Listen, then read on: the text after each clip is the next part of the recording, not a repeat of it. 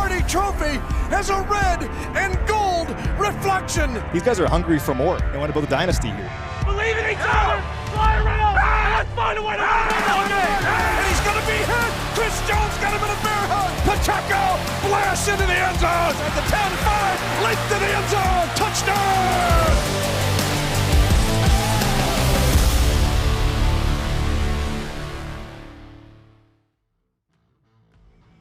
The Chiefs came up clutch when it mattered most last week to secure their first victory of the season. And now back at home, Kansas City will look to stick in the win column with an interconference matchup against the Chicago Bears. We are 2 hours from kickoff. You've waited all week for this very moment. It's finally here. It is time for football in Chiefs Kingdom. Let's do this. My name is Matt McMullen, joined by voice of the Chiefs, Mitch Holthus. This is Field Pass presented by StorageMart.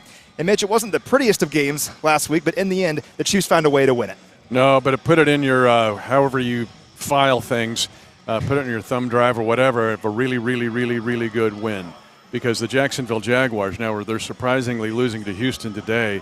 But for the Chiefs to go there to win a game like that in that setting against that team is a big deal. Now you have to build on it. You always hear stack them up. The Chiefs need to do that today against the Bears. Now, a big reason the Chiefs won last week was the outstanding play of their defense. It was awesome, once again, for the second straight week. They held the Jags to 3 of 12 on third down, 0 of 2 on fourth down, and 0 for 3 in red zone touchdown efficiency. A lot of those stops were in critical moments, too. I'm thinking about when the Jags had first and goal at the 1-yard line and had to settle for a field goal. The defense was awesome last week. And Trevor Lawrence 0 for 7 in the red zone, which is historic. That'll work. Going back about 20-some years since somebody had been that poor in the red zone.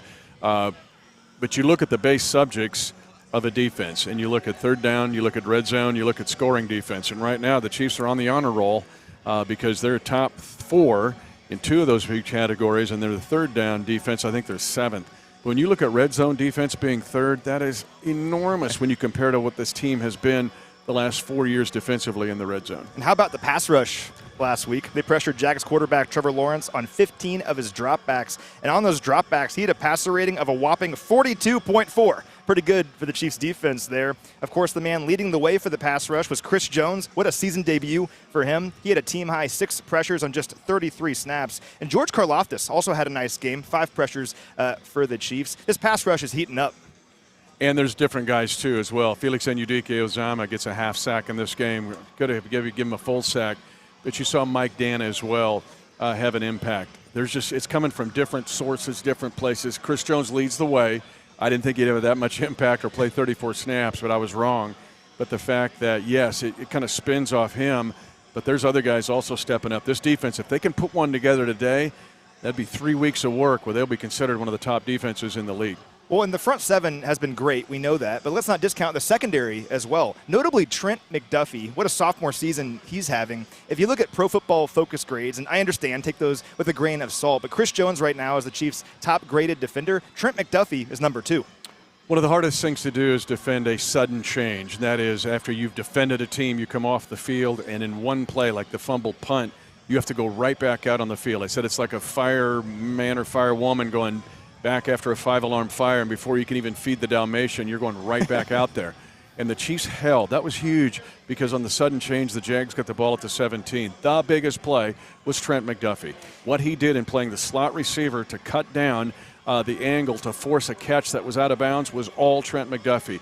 If he can string together, again, another game today because the Bears have some capable wide receivers, then you're seeing McDuffie, much like the defense, climb into a different category. We talked all summer long about the potential of this defense, and now we're seeing it from the secondary to the pass rush. This has simply been one of the best defenses in the NFL. They've only allowed 2 offensive touchdowns through 2 weeks. It's usually a recipe for success.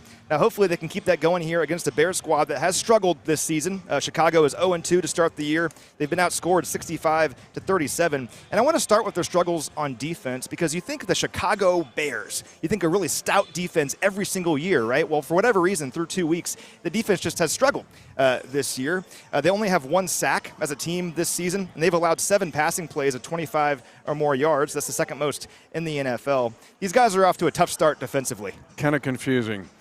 And they're on the cusp of history here. If they give up 25 or more points today out here, it will be the 13th straight time they've done it. That will tie a record of pro football history with the Denver Broncos of the old AFL of 1963-64. Remember Roquan Smith. It was difficult last year. They traded him. Since they have traded Roquan Smith, the Chicago Bears are 0-11 and are giving up, Matt, an average of 33 points a game. Wow. You think at some point they'll get this figured out. Hopefully not today. Well, sure, and for the Chiefs offensively against this defense, Chicago will be a challenge, but the first thing we're thinking about with the Chiefs offensively is you got to get rid of those self-inflicted errors that we saw last week. Kansas City committed 12 penalties last week and turned the ball over 3 times. Very difficult to win when you're doing that. Now, to their credit, they found a way to win that game, but that stuff is obvious. Got to clean those things up. Outside of the self-inflicted stuff, though, what are some areas you're hoping to see the Chiefs find a rhythm here today offensively? I think rhythm is the key word. Consistency. Get a drive together. Get a 12-play 75-yard drive put together. Get out of third down. Get out of third and long and stay. You always hear behind the chains. Those penalties have put them behind the chains. The holds are drive killers. And one of my thesis points this week has been hidden yardage. Well, the hidden yardage as it relates to penalties is in the stat sheet we look at here, it'll be the number of penalties and the penalty yards.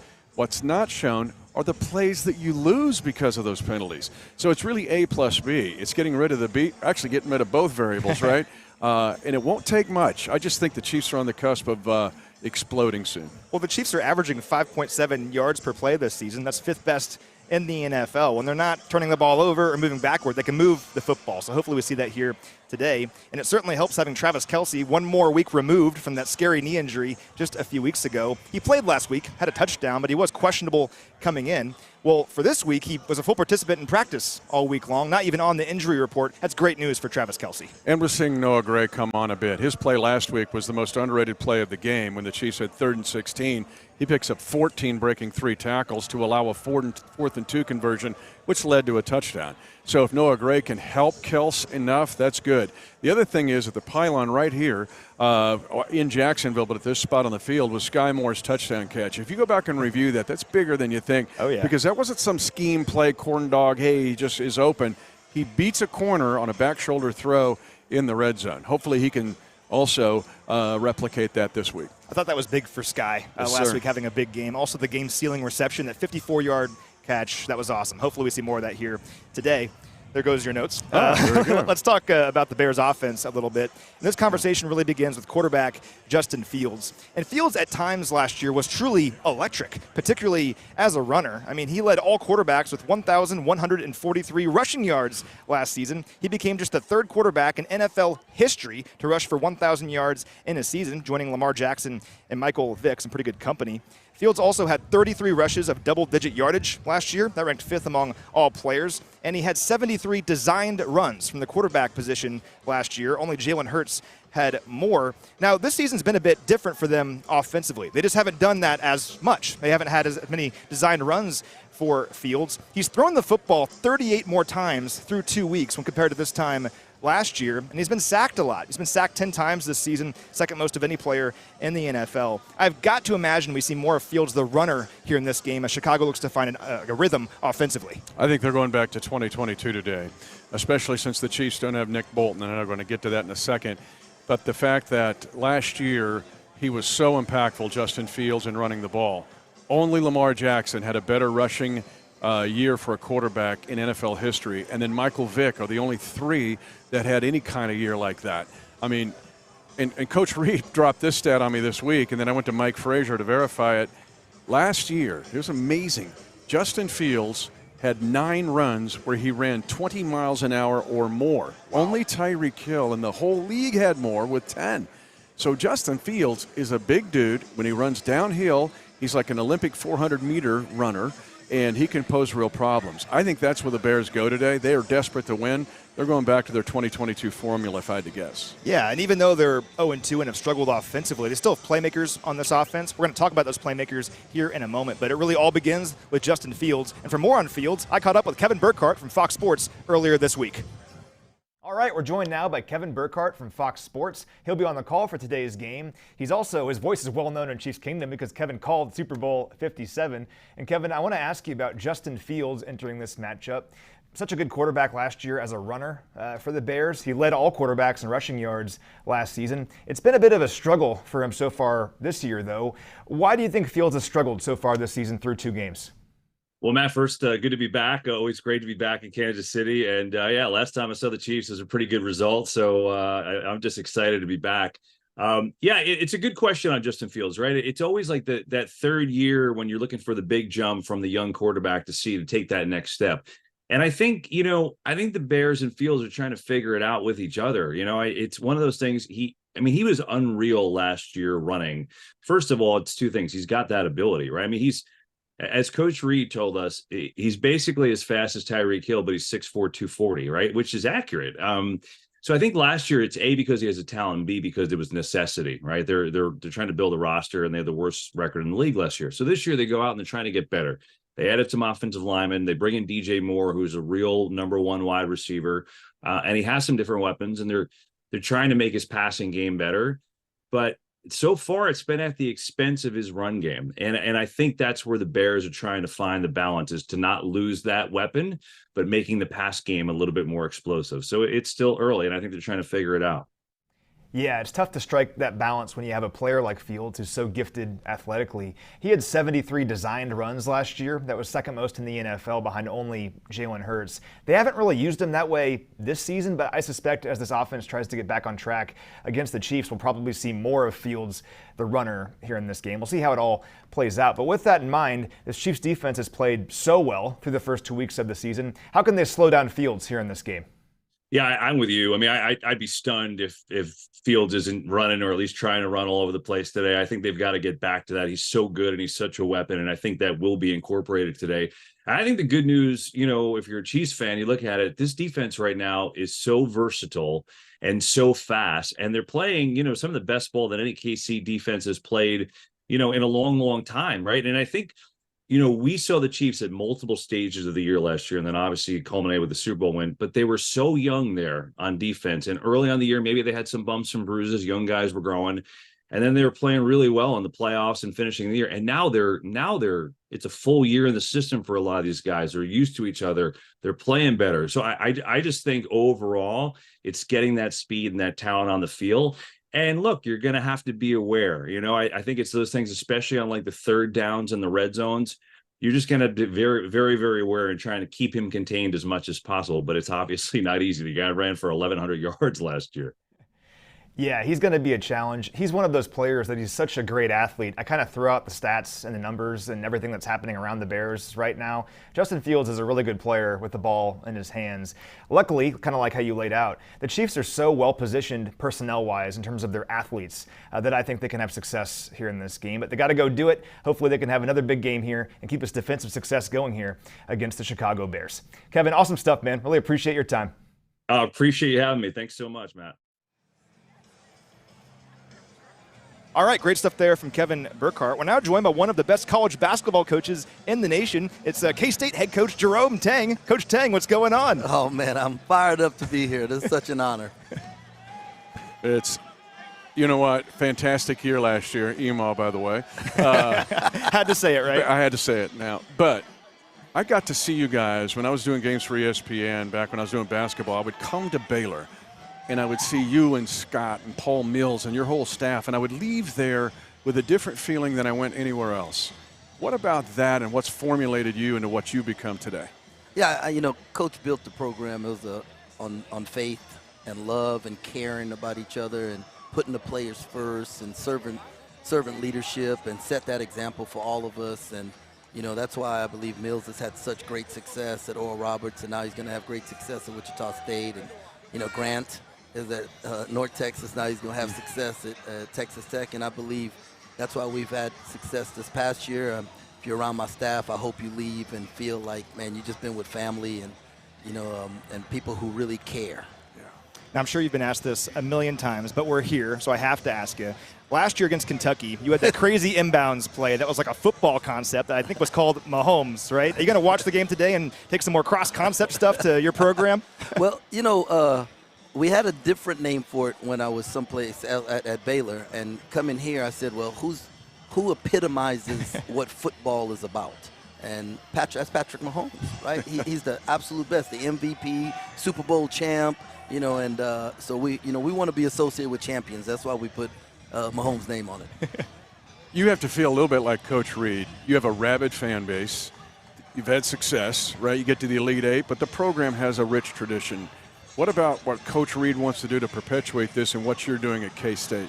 Man, I love watching Coach Reed and how he interacts with his players, his communication, his taking advice from them. I watch quarterbacks, the Netflix thing. Sure. You could see Coach Reed's interaction with Pat and, just that. And I want to emulate that. I mean, he's a Hall of Famer, and so why wouldn't you? And we've got a former K-Stater on our squad, and Felix Enudike Uzama, of course, the Chiefs' first-round pick. Such a cool story, a Kansas City kid picked first in Kansas City, last pick of the draft, of the first round of the draft. So how proud are you of Felix and what he's doing here now in Kansas City? Man, I'm so proud of Felix that I bought one of his jerseys. That's awesome. Yeah, the 97, and and just so proud of him and those guys. And it's just, what I love about this, what I found out is that on Saturdays, the state is kind of split, right? Yep. There's blue, and then there's purple, and then right on the border there's that gold and black. But on Sunday, everybody comes together in red and unite. And man, that's just been such an incredible experience for me to go through, and I just absolutely love it. Well, it leads to my last question for you. We'll let you go after this, but you're banging the drum here today. How excited are you for that? Are you ready for it? Well, I don't know if I'm ready for it, but I'm so honored to be picked to do it, and why, to represent Mr. Hunt and what he was about, community and service and integrity and character. Man, just to be associated with his name is such an honor. I'm so humbled and blessed to be here, and I'm going to do my very best for all the fans, all the Chief fans across the country, and for those Wildcats also. Well, we appreciate you, Coach. Thanks so much for being here today. Good luck up there, all right? Thank you Good very luck much. this season. Yes, sir. All right, Mitch, we'll get the inactives here any moment. That was pretty cool, though, right? Well, he's nothing but energy. And here's what's unique about him, Matt, is what you see is what you get. It's very much like Coach Reed. It's not fake. He is who he is. And I saw it at Baylor. Like, it was weird. I would go into Baylor and I'd come out of there thinking, man, I feel so much different about myself. Or they're unique. And he's now brought that to K-State. And then there's these other guys, as he mentioned, Tech now with Grant, and then Wichita State with Paul Mills, all come from that staff. But with Coach Tang, he's real. And, again, it's not a show, and if you're around him for just this little bit or even more so, you'll feel it and see that he's an incredible cat. And I love this comments about how this area on Saturdays is frankly all divided, right? We're Mizzou, K-State, KU, some other school. But on Sundays, we're all united, which is pretty cool. And I saw that during the parades, most of all. Oh, yeah. The 2 Super Bowl parades. And, yes, I mean, it's like Mizzou gets that great win over K-State last week, and K-State and KU fight, 360 some days out of the year. But when this happens, nope, everybody's on the same page, and I love it. Yeah, last Saturday, you and I weren't talking for a few hours, but it's all good now. All good now. Peace in the world. So we'll have our inactives list in about 5 minutes. Before we do, we have some breaking news, Mitch. This is a very big deal. Now, we're always wearing these cool things from the Pro Shop on these shows and all our stuff during the week. Well, for the first time ever, we have a promo discount code. So if you go to the Pro Shop and say, Mitch and Matt sent me, you're going to get 10% off your order. Mitch and Matt sent me 10% off your order. Now, there are some rules around this. The offer is not valid on game day or the day before and cannot be stacked with other discounts. It's in-store only, so the Chiefs Pro Shop here at GEHA Field at Arrowhead. It excludes memorabilia, Oakleys, Ray-Bans, and sale items. But all the stuff you see us wearing every game day or during the week, it's all fair game. So Mitch and Matt sent me. We'll get 10% off your order. Pretty cool, right? That is cool. And let's be honest, the folks in the Pro Shop and a TICO on our staff, yes, they give us some really cool swag. And people go, man, where'd you get that? Now you can get it. Yep. So not only can you wear what we wear, you can wear it to the office the next day. So and then get the discount. It's cool they're doing that. But they're great to us, Matt. Oh, they take care of us. We'll have a different promo code every week, so just be watching either Defending the Kingdom or Field Pass, and we'll have a different promo code for you every week. But this week, Mitch and Matt sent me. Get 10% off your order. All right, while we wait for the inactives here, let's talk a little bit more about the Chicago offense. They have a really underrated backfield, in my opinion. You look at Khalil Herbert, a veteran now in this league, rushed for 731 yards last season while averaging 5.7 yards per attempt. And how about rookie Roschon Johnson? I think would have been like a second-round pick in the draft if he didn't play with Bijan Robinson at Texas, of course, the best running back in the nation last year and probably the rookie of the year right now in the NFL. Johnson's been used as both a runner and a receiver in this offense so far. As we look for ways for Chicago to maybe find a rhythm here today, I think running the football with those guys makes a lot of sense. I think that's what they're going to do. Now, they'll play pass off of it, and they've got capable receivers, but these runners that they've got, I love Khalil Herbert at KU. He was a very effective player, a runner and a receiver. He was even better at Virginia Tech. He went to another level when he went to Tech, and now he's a very good NFL player. How Texas lost when they had those two guys. 5 years from now, we're going to go, wait a minute. They had Bijan Robinson and Roschon Johnson at the same campus at the same time on the same team. That's what would be one of those moments. This Chicago Bear team, if they commit to running the ball today, which I think they will, can be a load. Well, with that in mind, let's talk about some of the inactives here for today that we already know about. We'll have the full list in about 4 minutes now, but we know Nick Bolton is not going to play here today. He was already ruled out by the Chiefs with that ankle injury. Now, Nick got hurt against Jacksonville last week, hurt his ankle, finished the game, which was good, but did not practice this week. Obviously, a big loss for Kansas City, but maybe we'll see more Drew Tranquill here today. Yeah, and you're also going to see some Jack Cochran, the Coyote, in his second year, a guy that was an undrafted free agent. Tranquill, what a pickup. There's a couple guys I think that we need to recognize, maybe three, because of Brett Veach and his staff. And I just saw Mike Borgonzi up top. And that is, let's start with Drew Tranquill to make that trade, or to pick him up, in free agency, to make that commitment to him to realize the impact he can have. That's huge today. Where would we be without him? But then, too, the elevations today. Montrell Washington was elevated off the practice squad. Look for him to be the returner today on both kick and punt returns. He was with the Broncos last year. And then Cole Christensen, maybe just special teams, but he was a phenom at West Point. And I think he'll be out here a lot on special teams. But Jack Cochran is another guy along with Tranquill. Bolt's going to be hard to replace. He's only missed one game in his career prior to this, and it was COVID. Yeah. The Pittsburgh game his rookie year. So, and honestly, it's just a testimony of his toughness that he came fighting back last week. But we got to figure out a way to win without Bolt. We have some footballs being thrown our way here. Coming in so like usual. Look alive. Where's Mitch? Cairo Santos out here? He's right? their kicker, yeah. Another guy we know is not going to play here today is Richie James. Now, you won't see Richie on the inactives list. That's because he was placed on injured reserve yesterday. So Richie will miss at least 4 games, unfortunately, with that knee injury.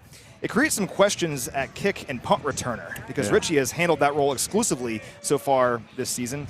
Coach Tobe mentioned a few days ago it could be Kadarius Toney, could be Sky Moore, could be Rashee Rice, could be Justin Watson, but it will probably be a committee approach here today. And I think it'll be Montrell Washington, honestly. I seriously think that, although if they have him do one and maybe not the other, they could have Justin Watson maybe do punt returns and then Montrell do kickoff returns. Keep in mind, Pacheco's been the primary kickoff returner, at least last year. And Pop, he's dealing with his own hamstring injury. So Montrell Washington being elevated. He's going to wear number 12. You're not going to know who he is. He did it for the Broncos last year. He had 600 yards in receiving yards last year. In returning yards for Denver. So just be ready for that one. A number 12, you've been forewarned. We just got the inactives, Mitch, so I'm just reviewing this here briefly. Some good news for the Chiefs here. So the 3 guys we were watching who are all questionable coming in were wide receiver Kadarius Toney, running back Isaiah Pacheco, and linebacker Willie Gay. They appear all to be active here today. So Kadarius Toney, Isaiah Pacheco, Willie Gay, all active here today. Kadarius has that toe sprain, questionable coming in, but returned to practice on Friday. He is active. Isaiah Pacheco, you mentioned it, a hamstring contusion. He is active here in this game. And then also Willie Gay Jr. When you're thinking about Justin Fields and how he likes to get outside the pocket, that's a big deal that Willie Gay is active as well. Huge, because he can go side to side. You lose that with Bolt because people don't we underappreciate just how fast Bolt is from sideline to sideline, and you have to have that with the Chicago offense, particularly throw in Herbert and Roschon Johnson, as we mentioned. But Willie Gay Jr., hopefully that quad will hold up because he's lightning fast to get a lateral. And here's the big news for Chicago. We kind of figured this, and it is the case. Safety Eddie Jackson was doubtful coming in with a foot injury. He is inactive here today. Why is that a big deal? Well, the Chicago defense has struggled already this season, and Eddie Jackson might be its best player. If you look at Pro Football Focus numbers last year, he was their highest graded defensive player, a very good safety. Eddie Jackson not going to play here in this game is a big deal for Chicago. Big deal. He's a Pro Bowler, and he is the captain of the defense. Think about Justin Reed or Nick Bolton and what they do for communicating and coordinating the defense. That's Eddie Jackson, who last year the Bears were 3-14. It wasn't because of Eddie Jackson. That's a blow for them. They had to elevate a guy, too, off their practice squad. So this is a young, very young secondary for the Chicago Bears today. I'm looking at their offense. One guy you won't see on the inactives list, but who won't play today, is starting left tackle Braxton Jones. He was placed on injured reserve earlier this week. That's also a very big deal. And Nate Davis, the right guard, has had been some family issues. I don't know if he's inactive or not. He's going to play. Nate Davis is active. Okay, yeah. so he hadn't practiced a whole lot. Nope. It's been a rough week for the Chicago Bears for a lot of reasons, but Nate's dealt with some issues in his family and dealing with some grief there. So him playing is big because they were going to be down 2 starting offensive linemen. And we'll close with this. You mentioned it's been a tough week for them. They're still dangerous. And the beauty of this Chiefs squad is that they know that. And all week long, the rhetoric was, we're going to be ready for this game, ready for this hungry opponent in the Chicago Bears. And that's, once again, the beauty of this Kansas City Chiefs squad. They never overlook anybody, right? And they're not overlooking the Chicago Bears squad. I assure you of that. And, Matt, let me just quickly say that. It's Sure. an awesome point that you make because, to me, I think it might be the key point of all this stuff we've been talking about. And I asked Coach Reed about it. You will hear it on the pregame show on radio, half hour to kickoff, which is coming up in about, 28 minutes till the Coach Reed show. But I asked him, because he talks about eliminating distractions, don't let the other team's distractions be one of yours. Yes. Coach said, what's happened with them is none of our business. Don't make it our business. And so your point, I think, is maybe the key point of all this discussion. Well, thank you so much for watching, as always. For Mitch Holthus, I'm Matt McMullen. Let's go get a victory.